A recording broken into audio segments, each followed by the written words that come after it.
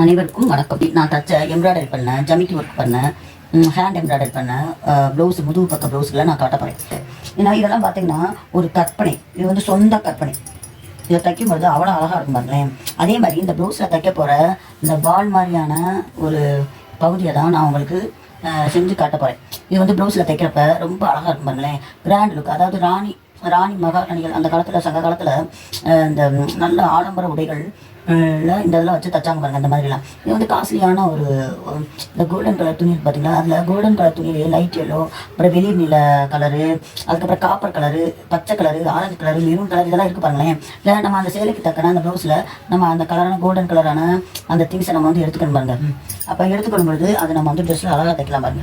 இந்த மாதிரி நான் செஞ்சு வச்சுருக்கேன். அந்த ரெண்டு நான் வந்து அதை எப்படி வெட்டி செய்கிறது அப்படின்றத நான் இப்போ காமிப்பேன். அதுக்கு முன்னாடி இதே மாதிரி இதை வச்சு தைச்ச ப்ளவுஸு, இதை வச்சு தச்சா எப்படி ப்ளவுஸ் இருக்குன்றத நான் அடுத்து தச்சு காமிப்பேன். மற்ற எம்ப்ராய்டரி ப்ளவுஸ் முதுகு பக்கத்தை இப்போ காமிக்கிறேன் பாருங்களேன். நம்ம ப்ளவுஸில் அழகழகாக செஞ்சு தைக்கலாம். அதாவது மற்றவங்க தைக்கிறதுக்கும் டிசைனர் தைக்கிறதுக்கும் கொஞ்சம் வித்தியாசம் இருக்கும்.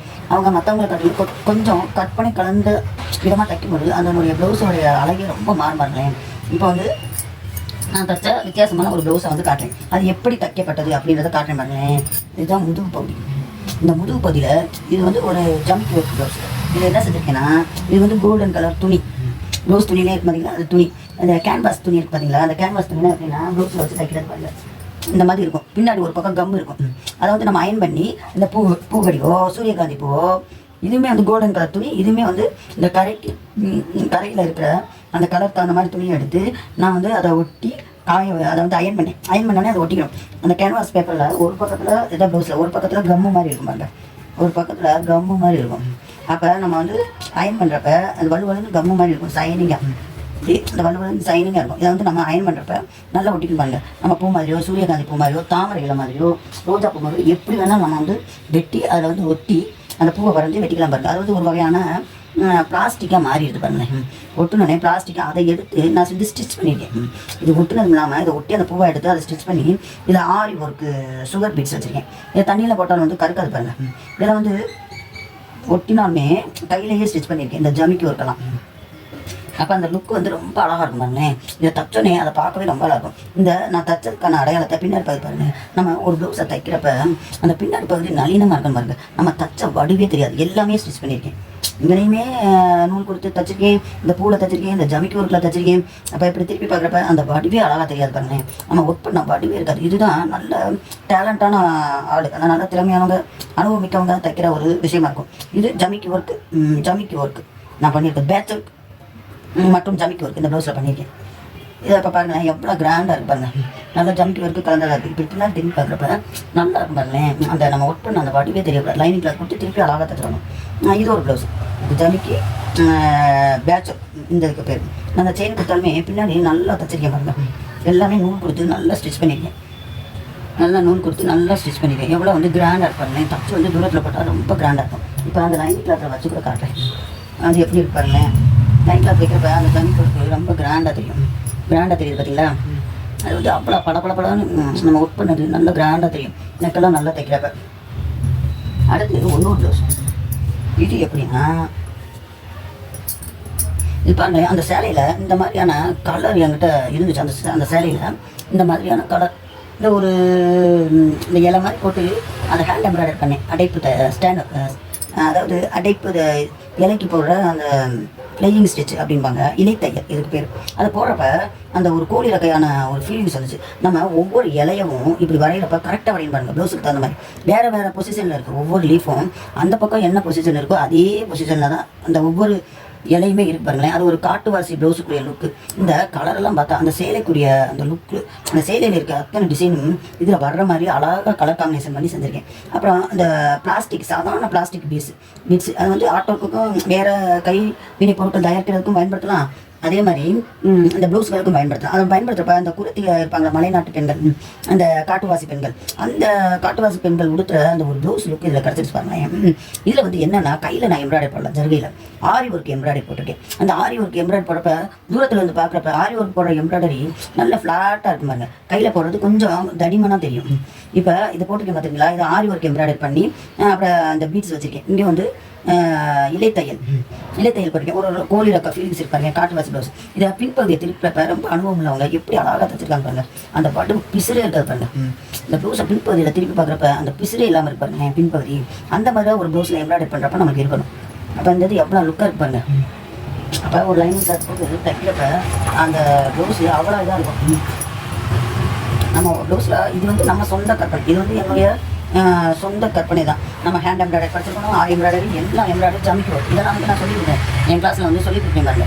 அவ்வளோ அழகாக இருப்பாங்க, பார்க்கவே ரொம்ப நளினமாக இருப்பாங்க. ப்ளவுஸு ஒரு கோழி ரக்க கலர் கோழி ரக்க மலைநாட்டு பெண் போடுற ப்ளவுஸ் மாதிரி இருப்பாருங்களேன். நம்ம தோடு பாசி கலராக செய்கிற மாதிரி இதில் இருக்குது. இதே மாதிரி நம்ம பீட்ஸ் நம்ம செய்யலாம். எப்படின்னா அந்த துணியிலேயே அழகாக வட்டமாக வெட்டி இல்லைன்னா வேறு மாதிரி வெட்டி நம்ம கோட்டு தோடுகள் கழுத்தில் போகிற மாதிரி அழகாக செய்யலாம். ஒரு நாளைக்கு அதை நான் ஜுவல் மேக்கிங்கில் அதை நான் செஞ்சு காட்டுறேன். இப்போ ப்ளவுஸ் எப்படி இருப்பாங்க, ரொம்ப அழகாக இருக்குது பார்த்தீங்களா.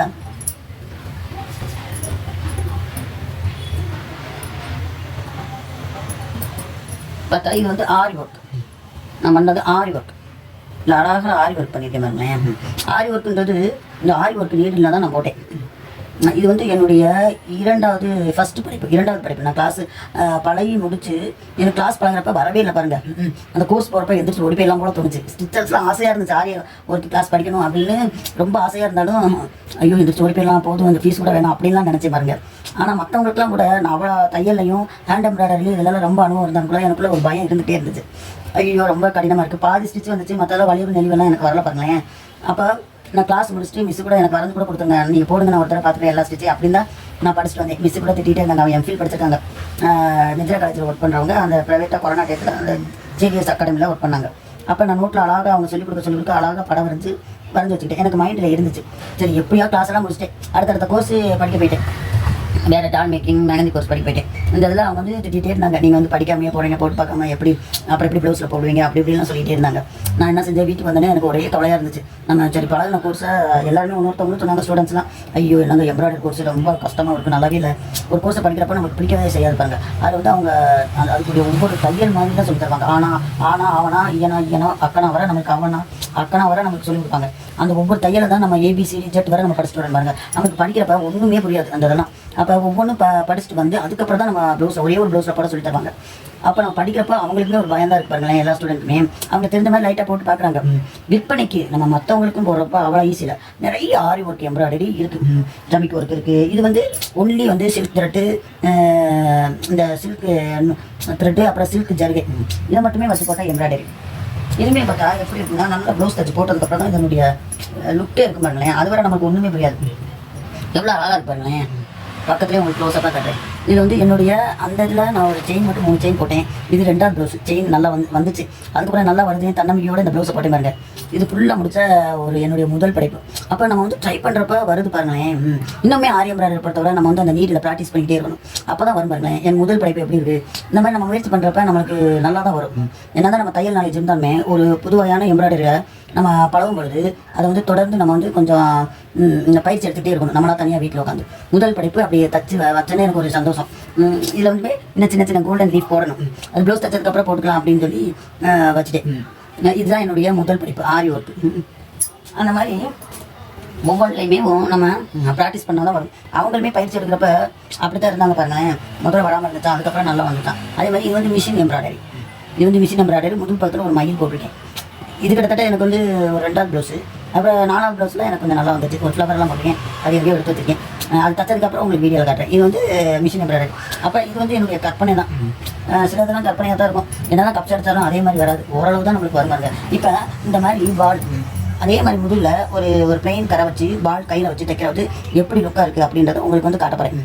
இந்த பால்ஸ் எப்படி செய்கிறது அப்படின்றத நான் காட்டப்போகிறேன். நிறைய வீடியோவில் பார்த்துருந்தாலும் இதை புதிதாக கலராக செஞ்சு நம்ம வந்து பாக்கெட் போட்டு விற்கலாம். பாக்கெட் போட்டு விற்கும்பொழுது இதில் வந்து சின்ன முதலீடு தான். கலரான சில்க் துணி இந்த மாதிரியெல்லாம் நம்ம போட்டு விற்கலாம் பாருங்கள். நான் வந்து கலர்லாம் செஞ்சு வச்சேன் பாருங்கள். இந்த பாக்கெட் போட்டு விற்கலாம். அப்போ அந்த ஒரு குறிப்பிட்ட எனக்கு 25 அதிகம் ப்ளவுஸுக்கு தகுந்த மாதிரி ஒரு 30 வச்சுக்கோங்களேன். 2 மடங்கு இந்த மாதிரி கலராக நம்ம வந்து செஞ்சு விற்கலாம் பாருங்கள். பொறுமை ரொம்ப வேணும். பொறுமை ரொம்ப தான் வேணும் பாருங்க. இதை செய்கிறதாலும் பொறுமை அதிகம் வேணும். இதெல்லாம் நம்ம வந்து பாக்கெட் போட்டு விற்கலாம். நிறைய செஞ்சு பாக்கெட் போட்டு விற்கலாம். இதில் அந்த மாதிரி நம்ம இதெல்லாம் ஒரு தன்னம்பிக்கையாக ஒரு குழுவாக வந்து கற்றுக்கிட்டு பாக்கெட் போட்டு அந்த ப்ளவுஸில் தைச்சதை நான் வந்து உங்களுக்கு அடுத்த வீடியோவில் காட்டுறேன். இந்த முதுகு பக்கம் தைக்கிறப்ப அந்த ப்ளவுஸையும் காட்டுறேன். அப்போ வந்து உங்களுக்கு காட்டுறேன். இதில் கையில் தைக்கிறதுல இந்த வந்து செஞ்சு ஒரு அர்ஜென்ட்டாக எனக்கு டிசைனர் ப்ளவுஸ் தேவைப்படுச்சு.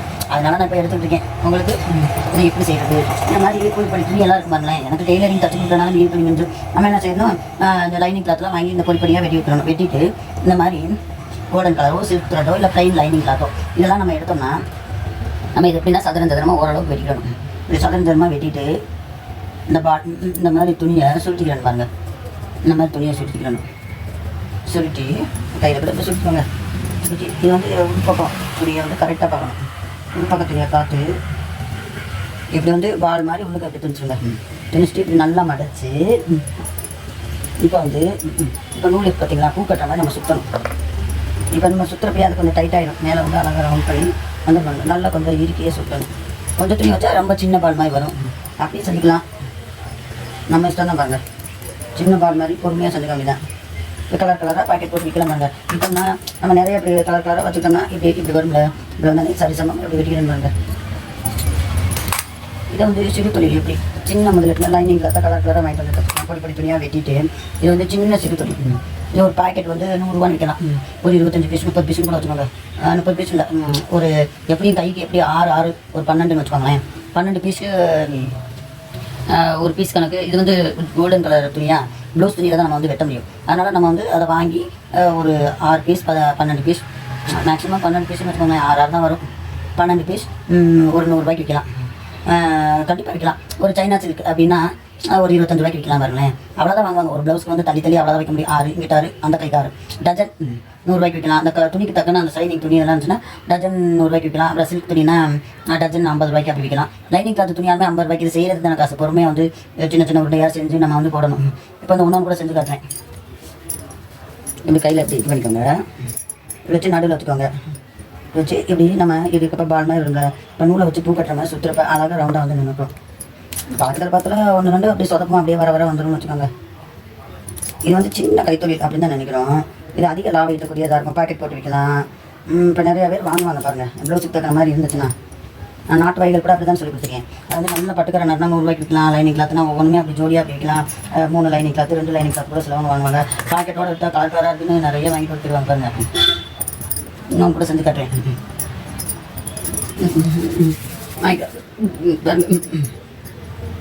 இப்படி நடுவில் வச்சுக்கணும். இந்த சின்ன இதில் எப்படி அதிக லாபம் ஈட்டுறது ரேட்டெல்லாம் கூட சொல்லிட்டேன் பார்த்தீங்களா. அழகாக தைரியமாக இருக்கலாம். ஒரு டஜன் 50 ரூபா 100 ரூபாய்க்கு விற்கலாம் பாருங்க. வாங்கிட்டு போயிடுவாங்க. நல்ல மகளிர் குழுக்களுக்கு அனாதாச மக்களுக்குலாம் என்ன தொடர்பு கொடுங்க. பள்ளி மாணவர்கள்லாம் குறைந்த கட்டணத்தை இதெல்லாம் சொல்லிக் கொடுப்பேன். காலத்தை வீணடிக்காமல் இதெல்லாம் கற்றுக்கணும் பாருங்களேன். ரொம்ப அழகான குட்டி கைத்தொழில் உங்களுக்கு நான் சொல்லிக் கொடுத்தேன். இதெல்லாம் அழகாக இருப்பாங்க. இன்னும் 2 தான் மிஞ்சுது. உங்களுக்கு 4 கூட சொல்லி காமிக்கிறேன். இந்த மாதிரி நல்ல ஸ்மூத்து துணினா உங்களுக்கு நல்லா இருக்கும் பாருங்க. காலத்தை வீணடிக்கக்கூடாது பாருங்க. பெண்கள்லாம் இந்த மாதிரிலாம் நல்ல கைத்தொழிலில் ஈடுபடுறப்ப நம்மளுக்கு நல்ல மன அழுத்தம். அந்த மாதிரி கலர் கலராக பார்க்கணும். பொறுமையாக சின்னதாக நம்ம வந்து செய்கிறப்ப நம்மளுக்கு அப்படி ஒரு மன அழுத்தம்லாம் குறையும் பாருங்களேன். நம்மளுக்கு தொந்தரவு கொடுத்துக்கிட்டே தான் இருப்பாங்க. எரிச்சலாக இருக்கும். ஆனால் நம்ம குழுக்களை வந்து செய்யும்பொழுது அவங்க பயந்து ஓடிடுவாங்க பாருங்க. நம்ம ஒரு கைத்தொழில் கற்றுக்க நம்மளை விட்டு ஒரு வருமான பயம் எல்லாமே ஓடிடுவாங்க. அழகழகாக பாக்கெட் போட்டு வைக்கலாம். ஒரு கைத்தொழில்ன்றது சும்மா இல்லைங்க, பயங்கரமான லாபம் ஈட்டக்கூடியதாக இருக்கும். அதெல்லாம் உங்களுக்கு நான் வந்து சொல்லி கொடுத்துருக்கேன். எப்படி சிறுப்பு தொழிலில் எப்படி அதிக லாபம் ஈட்டுறது. இதெல்லாம் ஒரு வகையான கடவுள் கொடுக்குற கற்பனை தான். எல்லாருமே வராது பாருங்க. இந்த சின்ன அமௌண்ட்டில் எப்படி அதிக லாபம் சம்பாதிக்கிறது. அவங்கள பார்த்தா நமக்கு ஒரு மாதிரி தான் இருக்கும். ஏன்னா இவங்க இதெல்லாம் கொடுத்து வீடியோ கொடுத்துருக்காங்க. அப்படி இல்லை, கலர் தயாரித்து நானே ரொம்ப உடனே இந்த மாதிரி பால் தயாரித்து நான் வந்து சேர்த்து வைக்கணும்னு தான் நினச்சிட்டு இருக்கேன். நம்மளுக்கே வந்து தேவைப்படுப்பாருங்க. யாருக்காவது வந்தால் சின்ன பிள்ளைகளுக்கு தச்சு கொடுக்கலாம். அந்த மாதிரிலாம் இருப்பாருங்களேன். நான் பயப்படவே தேவையில்லை. வாழ்க்கையை கொடுத்து எல்லா கைத்தொழிலுமே கற்றுக்கிறேன் பாருங்க. அந்த மாதிரி சின்ன கைத்தொழிலெலாம் கற்றுக்கிறப்ப நல்லா இருக்கும் பாருங்க. மனதுக்கு நல்ல மெடிடேஷன். அவங்களோட இதெல்லாம் அப்படியே கலர் கலராக அப்படி அதெல்லாம் மெடிடேஷன். ரொம்ப கலர் கலராக ஒரு இது மாதிரி அப்படி எடுத்து வச்சுருக்கேன் பாருங்க. இதை குட்டி அடுத்து அப்படின்னா ஒரு நாட்டில் அழகாக சத்திரமாக செஞ்சு அப்புறம் தலைமை வச்சு அதை எப்படி டெக்கரேஷன் பண்ணலாம். இப்போ அதெல்லாம் 300 ரூபாய்க்கு விற்கிறாங்க பாருங்களேன். இந்த மாதிரி சொல்லிட்டு உள்ளுக்கு தெரிஞ்சுக்கலாம். அதுக்கெல்லாம் இதெல்லாம் சேர்த்து சும்மா ஒரு இதெல்லாம் பாருங்களேன். அந்த கவர்லாம் எடுத்து வச்சுருக்கேன். சின்னதாக அதை வந்து இருக்கிறதுக்கு பார்க்கவே வந்து ரொம்ப நல்லா இருக்காங்க. நமக்கு வந்து மன அழுத்தம் நல்லா குறையிருப்பாங்க இதெல்லாம் செய்கிறப்ப. அதனால சின்ன பிள்ளைகளை அதெல்லாம் நல்லா பழகிக்கலாம் பாருங்க. இந்த என்னுடைய சேனலுக்கு நல்லா வரவேற்றாங்க, நல்ல கைத்தொழில் சேனல், நல்ல எந்த ப்ரோக்ராம் இருந்தாலுமே நல்லா வரவேற்றாங்க. நான் யூடியூப் நல்ல விஷயங்களை மக்கள் மத்தியில் கொண்டு வருது சமூகத்துக்கு. அது ரொம்ப வரவேற்கிறது. கைத்தொழிலாம் இவ்வளோ அழகாக இருக்கா, நம்ம போய் கற்றுக்கிற மாதிரி இருக்குது. அவ்வளோ ஆர்வமாக நல்லா போடுறாங்க ஒவ்வொரு சேனலுமே, ரொம்ப வரவேற்கணும். அதெல்லாம் நல்லா பாருங்கள், நல்ல ஒரு மெடிடேஷன் எல்லா கைத்தொழிலுமே. இதில் நல்லா என்னோடய சேனல் தொடர்ந்து பாருங்கள். அடுத்தடுத்து நல்ல குட்டி குட்டி கைத்தொழிலாக வருது. இந்த ப்ளவுஸ் எல்லாம் நான் முழு பக்கம் தைக்கிற வீடியோவை உங்களுக்கு அடுத்து போடுறேன். இப்போ இதில் எப்படி லாபம் ஈட்டலாம் அப்படியே ரேட் பார்க்கணும் நான் உங்கள்கிட்ட சொல்லிட்டேன் பாருங்க. அதனால் இதை பயப்படாமல் இந்த கைத்தொழிலாம் கற்றுக்கோங்க. குழுக்களை வாங்க, தைரியமாக உங்களுக்கு நான் சொல்லித்தரேன். நம்மளுக்கு ஒவ்வொரு சின்ன சின்ன கைத்தொழில் கற்றுக்கொள்ளும் பொழுது நம்மளுக்கு பயம் விட்டு பாருங்களேன். நம்ம வீட்டில் இருந்தே இதெல்லாம் சம்பாதிக்கலாம். இப்போலாம் ஆன்லைன் மூலமாக தான் நிறையா பர்ச்சேஸ் பண்ணுறாங்க பாருங்கள். எல்லா பொருளும் ஆடைகள் எதாக இருந்தாலும் எல்லா கைவினை பொருட்களுமே இப்போ ஆன்லைன் மூலியமாகவே வீட்டுக்கே வந்துருக்கு பாருங்கள். அந்த மாதிரி குழுக்களை வரும்பொழுது உங்களுக்கு அந்த பயம் விட்டு போயிடும் பாருங்கள். அதனால் தொடர்ந்து என் சேனலை பாருங்கள், வரவேற்பு தாங்க. அடுத்தது நான் தைக்கிற வீடியோ உங்களுக்கு போடுறேன். இத்துடன் இந்த ப்ரோக்ராமை நான் முடிச்சுக்கிறேன்.